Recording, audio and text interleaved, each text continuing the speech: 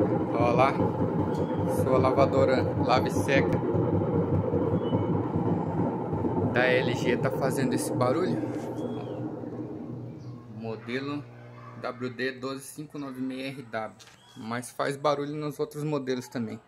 A gente vai estar mostrando o que pode estar ocasionando isso. No começo a gente vê se o cesto não tem jogo, né? Ó.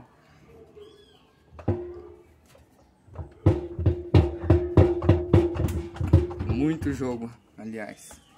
Já já eu mostro a folga que tem no eixo lá, que deve ser trocado, tá?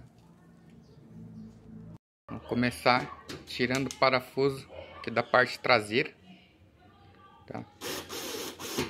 Tirado os parafusos da parte traseira, os 4. Só levanta aqui e puxa para baixo, para ter acesso a essa peça. Com uma chave inglesa você consegue estar fazendo isso, tá? Sentido anti-horário.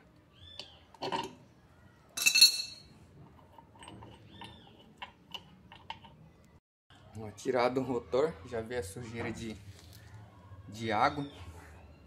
Tá aqui, isso aqui é de água que tá vazando. Olha aqui a situação que tá o rotor, o estator de vazamento. Aí aquela água passa pelo rolamento, faz uma folga aqui no eixo e faz todo aquele barulhão. Já a gente mostra como que tá a situação do eixo.